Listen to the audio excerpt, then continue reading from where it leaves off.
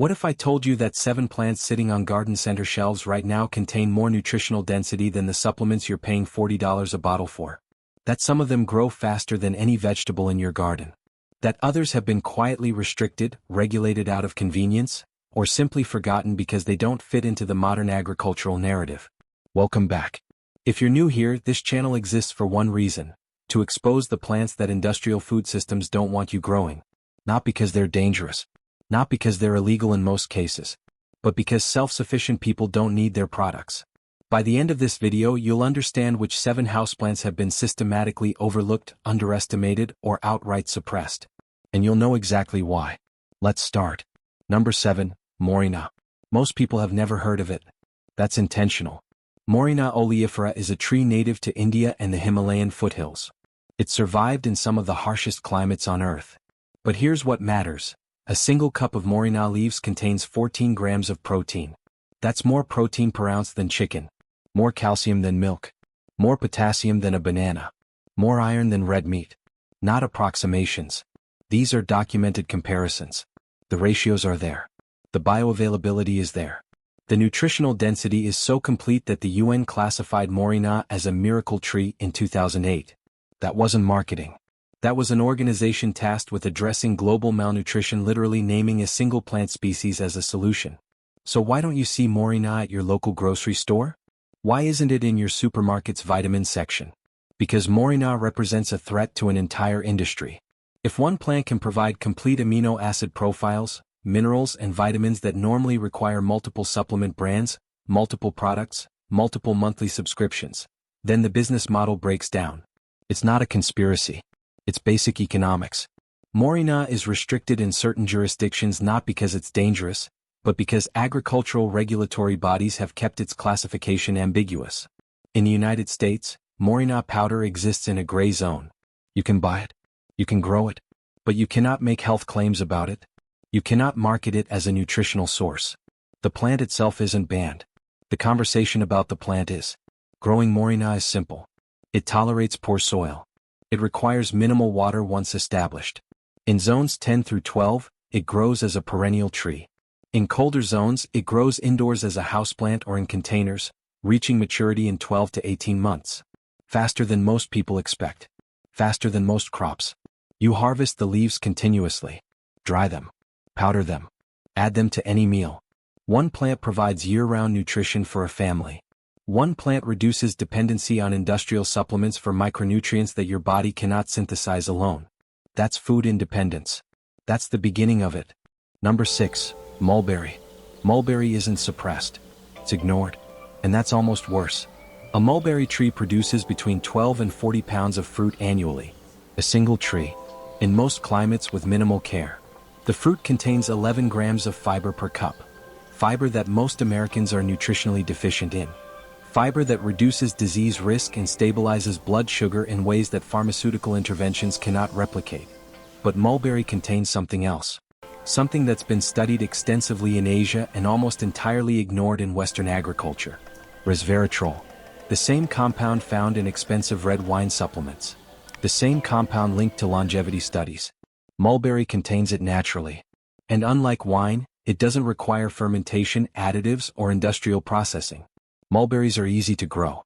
They fruit within 2 to 3 years. They tolerate neglect. They actually prefer poor soil because rich soil delays fruiting and encourages leaf growth. This is agricultural wisdom that contradicts every commercial farming principle. Poor soil equals abundance here. That doesn't sell expensive fertilizers. That doesn't encourage dependency. In containers indoors, a dwarf mulberry variety produces fruit year-round under basic light conditions. One plant. Infinite yields. The propagation is trivial, cuttings root in water in 2 weeks. Why don't you see mulberry trees in suburban yards? Because they're not marketed. Because they don't require expensive inputs. Because a single tree makes the produce industry's supply chain irrelevant for one family. Food independence means abundance without dependency. Mulberry is the definition. Number 5, amaranth. Amaranth was cultivated by the Aztecs. They grew it as a staple crop. It fed millions. And then, systematically, it was erased from agricultural consciousness. 1 cup of cooked amaranth contains 9 grams of complete protein. Complete. Not partial. not combined with other foods. The proteins in amaranth contain all 9 essential amino acids in ratios that your body can utilize immediately. This is rare in plant-based foods. Quinoa gets the attention. Amaranth gets forgotten. But the nutritional profile is only the beginning. Amaranth is a leafy green and a grain crop simultaneously.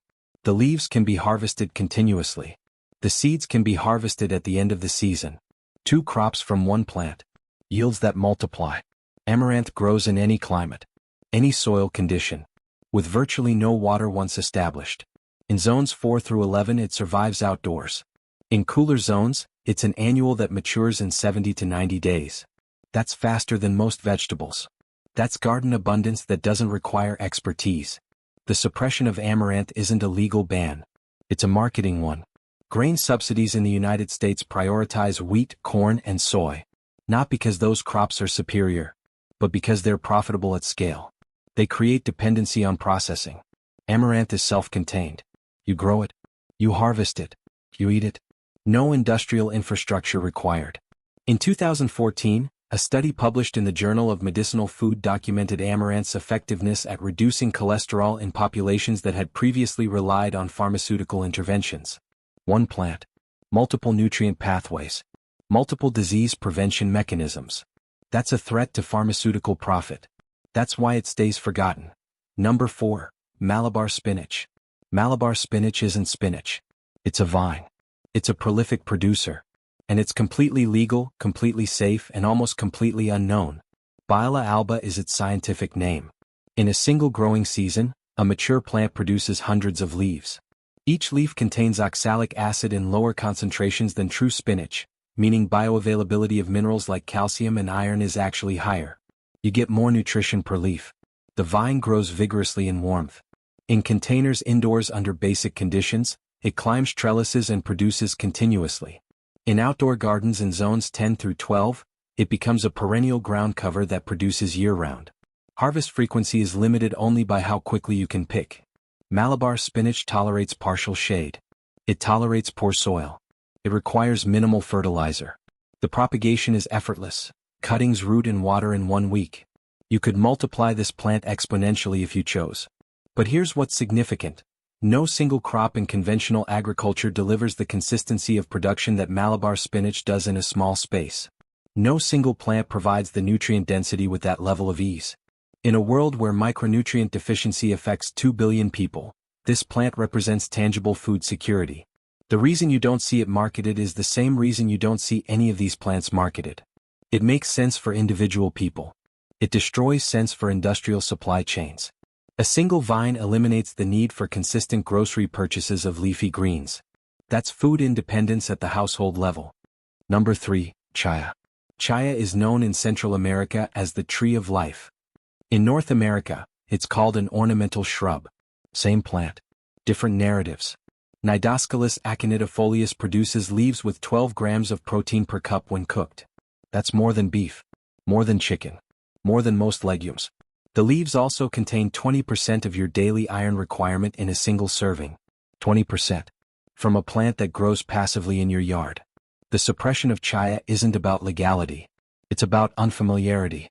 Chaya has a mild skin irritant on the raw leaves, an itching sensation that disappears completely with cooking. This isn't dangerous. It's manageable. But it's enough to create hesitation, uncertainty, and ultimately avoidance. In zones 9 through 12, chaya grows as a perennial shrub that reaches 10 feet tall. It requires no fertilizer, no pest management, no special care. You harvest leaves continuously. The yield is abundant. One plant feeds a family indefinitely. In colder zones, chaya grows in containers indoors. It flowers under basic light. It produces fruit containing seeds that germinate in soil. The propagation cycle is complete. You could maintain a chaya population indefinitely in your home. A 2015 study in Guatemala documented chaya's impact on communities with severe malnutrition. Children supplemented with chaya leaves showed normalized growth rates and improved cognitive development within 6 months. One plant. Measurable health outcomes. No pharmaceutical intervention required. That's not a miracle. That's basic plant nutrition working as biology intended. Number 2. Duckweed. Duckweed is aquatic. It's microscopic. And it's the fastest growing plant on Earth. Lemna species double their biomass every 2 to 5 days under basic conditions. That's exponential growth that no terrestrial plant can match. The protein content is 30% of dry weight. That's higher than meat. The amino acid profile is complete. The growth rate is such that you could theoretically produce a year's worth of plant protein from 1 liter of water in a single growing season. Duckweed requires only water and minimal light. No soil. No fertilizer. No special inputs. It survives in stagnant water. In rainwater. In water with minimal nutrients. The suppression of duckweed exists at the research level. Institutional agriculture has largely ignored it. Academic institutions have largely ignored it. Why? Because duckweed represents a scalability that contradicts the entire industrial farming model. A single 5-gallon bucket produces more protein per year than a conventional garden bed could produce in a decade. In countries dealing with acute food insecurity, duckweed production is increasing. Studies from Bangladesh, India, and Africa document successful cultivation and integration into local food systems. The results are consistent: nutrient security without dependency on imported food or external inputs. Growing duckweed indoors requires a shallow container, water, and basic light. You harvest by skimming the surface. Dry it. Powder it. Add it to any meal. The yield is infinite. The input is minimal. The food independence that duckweed provides is absolute. Number 1. Perilla. Perilla frutescens is the plant that should terrify the industrial agricultural system. And it does. Perilla is technically classified as invasive in certain jurisdictions.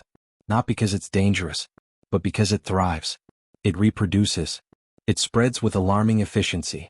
It establishes itself in any condition. And once it's established, it provides.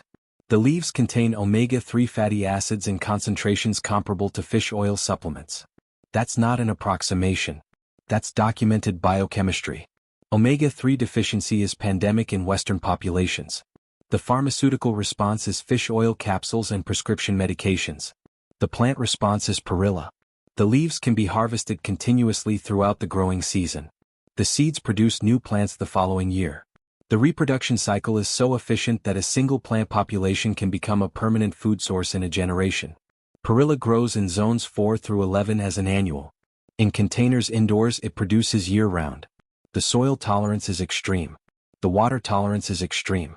The pest resistance is complete because insects actively avoid it. The suppression of perilla operates through regulatory language. It's classified as invasive, which sounds threatening. It's classified as noxious in certain states, which sounds dangerous. The reality is neutral. A plant that reproduces readily is a plant that ensures its own survival. In a world facing food insecurity and climate instability, that's not a threat. That's resilience. The reason perilla represents the highest level of threat to conventional food systems isn't its nutrient density. It's its independence. You cannot eradicate it. You cannot control its supply. You cannot create scarcity to justify pricing. Perilla grows. It survives. It provides. Regardless of what external systems do. Why this matters now. Food prices are rising exponentially. The cost of micronutrient supplementation is becoming prohibitive for most households. The agricultural system that built the modern world is becoming increasingly fragile. In this environment, the plants that were suppressed, forgotten, or restricted become relevant again. Not as curiosities. As necessities. These 7 plants share one characteristic. They reduce dependency. They produce abundance without requiring inputs you don't control. They establish themselves once and continue indefinitely. That's the opposite of the agricultural model we've inherited. Growing these plants isn't rebellion. It's pragmatism. It's adapting to the reality that food independence requires plants that are genuinely independent. Species that thrive under neglect rather than species that require constant intervention. The movement. If you're watching this, you're part of a shift. People are growing moringa in their apartments. Families are establishing amaranth gardens. Communities are cultivating perilla for food security. The plants themselves don't need permission. They just need awareness. Subscribe to this channel. Not for marketing. For information. For the knowledge that self-sufficiency is possible. That food independence isn't a luxury. That these plants are available. Legal. Effective. In the comments, tell me which of these plants you're growing. Tell me your experience. Tell me what the industrial system wants you to remain ignorant about. Because these plants matter. And their stories deserve to be told.